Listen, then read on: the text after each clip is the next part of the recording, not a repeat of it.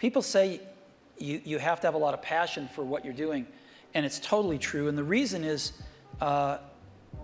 because it's so hard that if you don't, any rational person would give up. It's really hard, and you have to do it over a sustained period of time. So if you don't love it, if you're not having fun doing it and you don't really love it, you're going to give up. And that's what happens to most people, actually. If you really look at the ones that ended up, being successful, unquote, in the eyes of society, and the ones that didn't, oftentimes it's the ones that are successful loved what they did so they could persevere when it got really tough.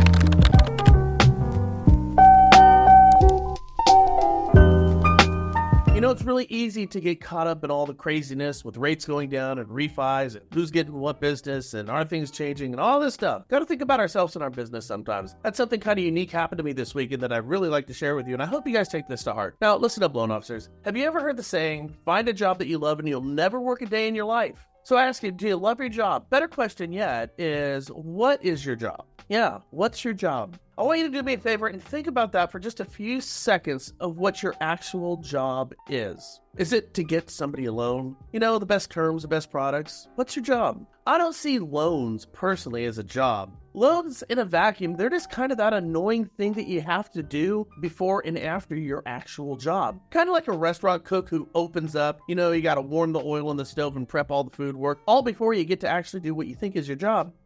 For me, actually, writing loans, which I'm doing again, is just the prep work. Loans are that annoying thing that you have to do as a byproduct of doing your job really effectively. Ever thought of it that way? Well, if you want to know what I kind of think your job is your job is just to get the loan. Let's not overcomplicate the scene. Anybody can write a loan. I mean, if you have a great processor, like our processing is dialed in.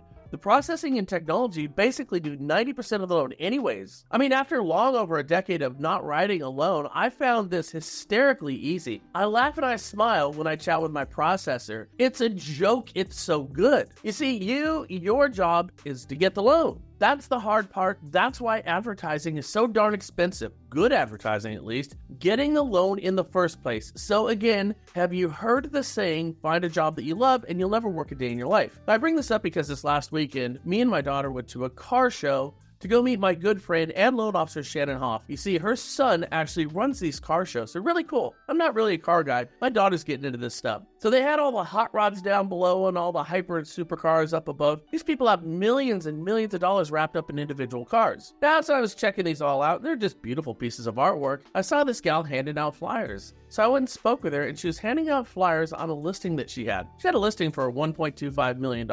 It did kind of dawn on me that many of the cars at that car show were worth more than what her actual listing was, and it was totally gorgeous. So I asked her how the marketing was working out for her, and she explained to me that her and her husband actually fix up hot rods. So they're doing what they love to do. This is what they always do. Work on cars, go to car shows, see their friends, have a great time, talk with people about the artwork that they've created, go home, hang out with their friends, that type of thing. Well, I'm looking at these cars, and everybody who's checking the cars out, they're all high net worth people. So she is surrounding herself in a database of folks who could actually buy the listing.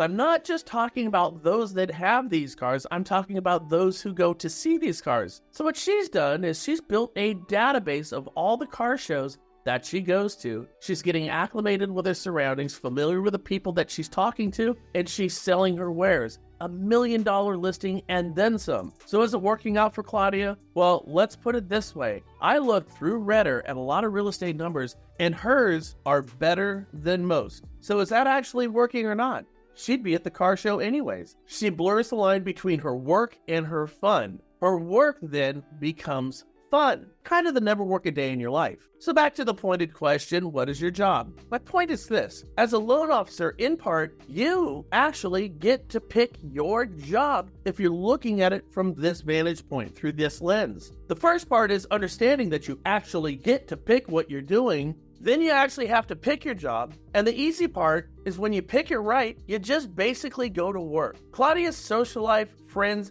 and an endless supply of potential clients are all at these car shows.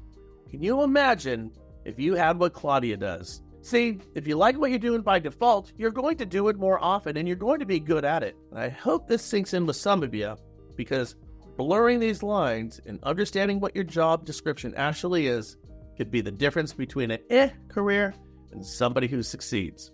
Hope this helps.